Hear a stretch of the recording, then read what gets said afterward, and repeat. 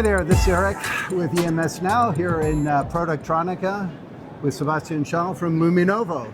Good to see you. Good to see you, man. It's good to be back on the show. Yeah. Hey, you had a great event the other night, by the way. That was. Thank you so much for coming. Yeah. It was definitely a big gamble, right? We as a kind of small company still assemble 150, 200 people night before, and I think the turnout was great. We actually had some people that just came for the event. That I think was a big honor for us. Yeah. Really? Yeah. Oh, that's excellent. Yeah. It was a good crowd, I thought. A lot of different people from all across the ecosystem, which was excellent. So. Yeah. That is really the intention, right? This kind of, we framed it as this new era of electronic supply chain, which is ideally more connected, and that the idea was really to break those silos, have OEMs, EMS, suppliers all there, talking about issues and connecting, and not a pure fair sales event, but really like doubling down on the networking part. No, excellent.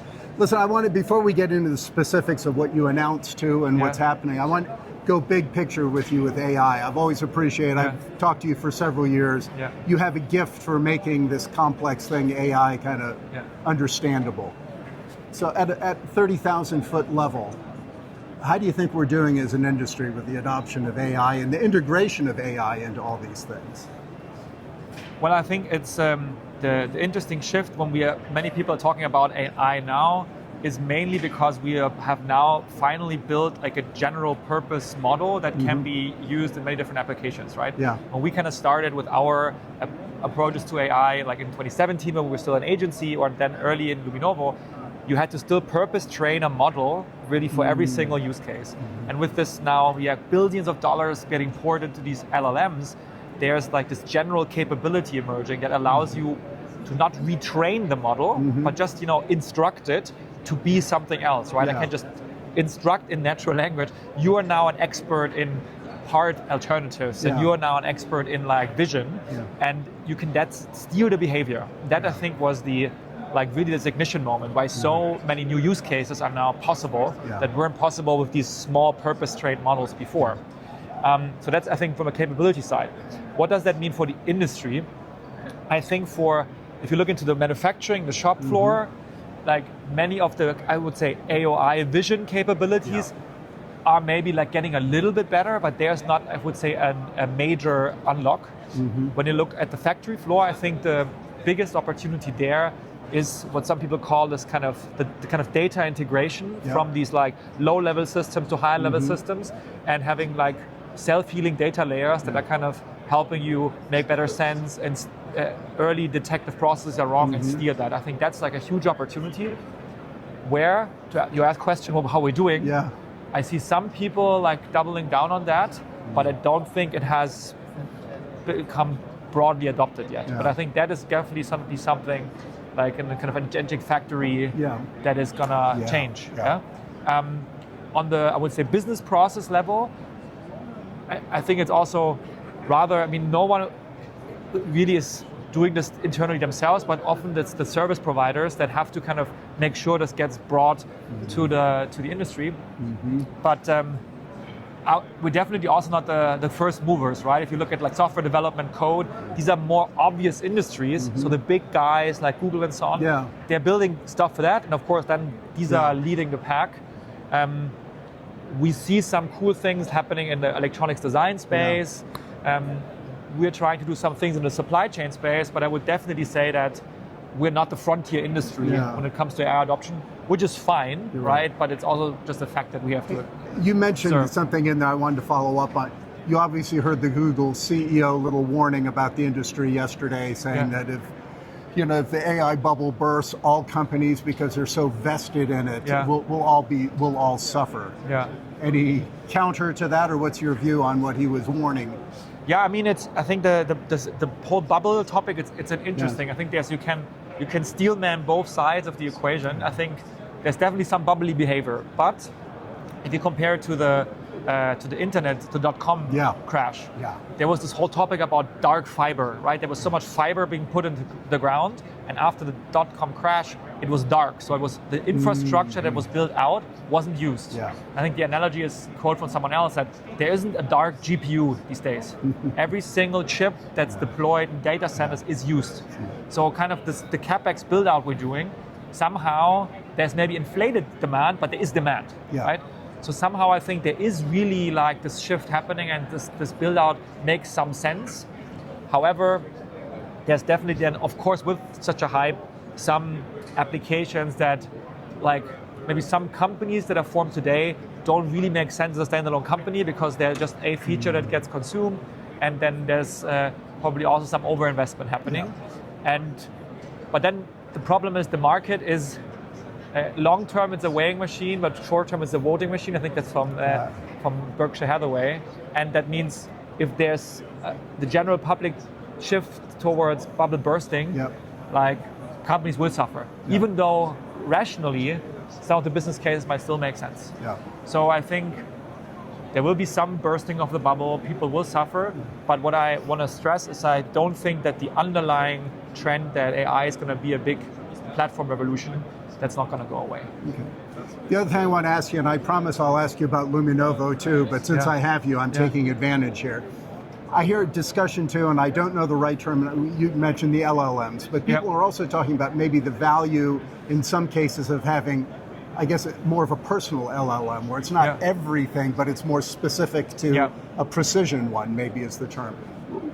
Explain that. What are the benefits, and do you know what I mean? Yeah, sure. So in general, I mean, LLM is like large language model. I think the bubble term is like a foundation model. So the idea is really, again, someone is putting up billions of dollars in investment in training and CapEx to get like a general intelligence piece, right? Being it vision and so on, multimodal.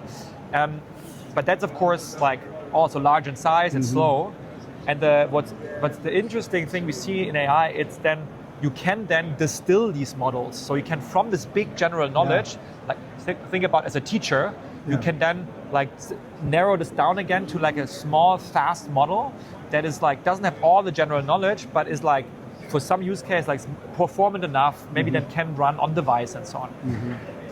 These models are then like, I would say also small enough that you can, you can of course always instruct them to be something more personal, but you can maybe also even retrain them a little bit, fine tune them to have like some specific behavior. And I think that is also definitely something we're going to see. Big models send these to the distilled tiny models and then adapt it to some use cases. But the other thing that you're mentioning is this kind of personalization. And I think most of the time this will not happen via just fine-tuning the model, but just providing it with the right context. It's mean like context and data and context management is like a very big new discipline that's emerging. So many of the engineers today, it's more of a plumbing job, right? How can you present, it's like you as a human, right? How can I present you the right context to answer important questions at the right time? Like that you don't have to skim through a book to get the relevant page, but like the relevant information there so you can then make up the best decision. And that's really what it's going to be all about. Like from all the personal data you have, how can I funnel that data into the LLM at the right point at the right time to make the most personalized decision for you? I think that's a huge challenge, and it's also, I mean, even for companies like us who want to use that technology, but maybe in your own product, you have to bring in context. Like here is the table of all your supply chain data, here's this data. So it doesn't answer with a generic answer, but with something that's tailored to your use case. Okay. Thank you, that helps actually. I hear all these discussions in the industry about the adaptation, how we're going to use it. There's a lot of hype, there's a lot of marketing using it, but it's really a matter where's the use case and how's it best deployed. If I had to prioritize, it's really like take an off-the-shelf model that's there, work on the system prompt, the instructions. So basically iterate with that it kind of it's steered into the direction what you want it to behave, but then work on the context. That's with the whole, that's sad for me to say, that has learned all this like how do you train a model from scratch at Stanford. But the truth is you don't need that skill anymore. It's a lot more about the plumbing work. Okay. Now let's talk about Luminovo and what you announced. You announced it at the event, and it carries on here. 3 new modules, right? Exactly. Tell us. Let me, again, higher level picture is, I think this transition that we said, look, so far, we've mostly been like a productivity tool, right? Like a tool is really like a software is there, you do something with the software and it helps you to do that job faster, more intelligently, smarter, right? But it's working when you are working with it. Right.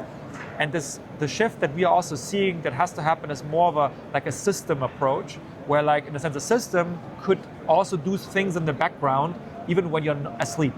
So this idea of like the tool works even while you're not working with it is I think a big shift that we see, which is of course also enabled by new technologies like background LLMs that can reason for themselves. And the first 3 instances we want to deploy is really one, strategic monitoring. So that's really the ability, using the supply chain connectivity we have, to continuously search the market for prices, lead times, and stocks. And whenever there's abnormalities happening, either a risk that arises or an opportunity that arises, like we alert the user, bring them in, and then they can take action. That might be, hey, there's a price savings opportunity, like maybe negotiate now, or it could be lead times are increasing. You have to send your PO now, otherwise you won't meet production.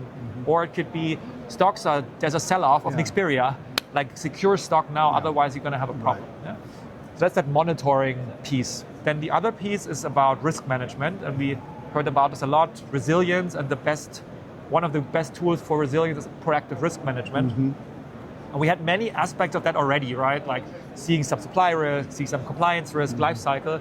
But we really felt it has to be brought into one new cockpit with additional data sources. So it all kind of is centralized and is working with what are the issues, what are the tasks, how can you resolve that? So that's about like supply risk, compliance risk, lead time risks, obsolescence risks, and also geopolitical risks, which are more and more important.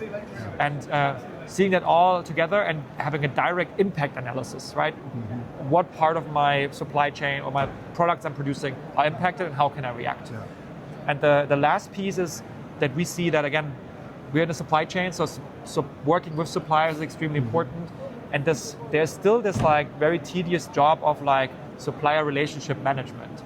People doing it mostly in Excel or trying to put it into the ERP, which is the onboarding piece, the performance of suppliers, and then also the spend analytics.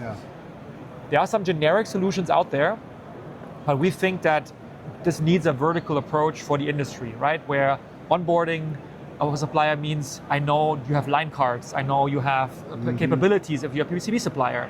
For the performance, it's not just on-time delivery, but it's also all the quoting stuff that you did already with that supplier in Luminovo is important on performance. How many no bits are they showing to you, right? That data is otherwise lost. And the spend analysis, of course, if you look at all the generic tools, they don't understand that multi-tier supply chain we have, like distributor, component manufacturer. Where's my spend going? How is that allocated? So we really felt there's a need for like an industry-specific version of that, and of course that benefits from our all-in-one approach that we are trying to build at Luminovo. So And so for current customers, this will just be available exactly immediately. as an add-on. So we have the first versions for like these alpha releases are going to go out now in December, and then the kind of more public launch is going to be Q1 next year. For everyone. Now, and again, I want to end where I started. Your event the other day was great because, you know, I've obviously tracked you from the beginning, and it's been interesting to see how you evolve. And people ask me sometimes, well, what kind of company is it? What are they, right? And and there hasn't been one stable answer to that, right? You've kind of really evolved and expanded in your capabilities and the services. And I liked what you said, that you want to be kind of like a utility, right? Was your example. Yeah, I mean, for the EMS companies, it's really, I think that, you know, the ERP system was like a financial ledger and like inventory management, but it tried to be so many other things. And I think that's what ERP is supposed to be get back to. But we want to basically be the industry shell, where every interface to the outside world needs a more dynamic system, being it to the customer, to the suppliers, but also in electronics to that part catalog of all the manufacturers or the parts out there. And I think that's where we can really build like a industry-specific solution that really is basically amplifying your ERP. That's not something we want to go into, as well as the whole manufacturing execution side. We want to steer clear of that, but everything that the glue work that makes the supply chain tick, I think that's where we can do a good job at the EMS companies, but also at the OEM side. But they are mostly for the purchasing teams. So not there. The customer relationship side is a different beast. So purchasing, procurement, and supply chain on the OEMs. And that really brings the chain together. And I think the more glue work we can do and this building out this fabric in the industry, the more we have clarity, transparency, and therefore less hopefully risk and less, I would say, over panicking behavior when the next crisis comes. Yeah, because it's coming. It's coming. It's unfortunately. Coming. Yeah. No, listen, I enjoy watching the company, seeing it evolves, and I think you guys have become an important player in the industry, and I congratulate you on that and look forward to keeping an eye on you in the future. I'm always happy to be back on the show. Good. Thank you. Come anytime.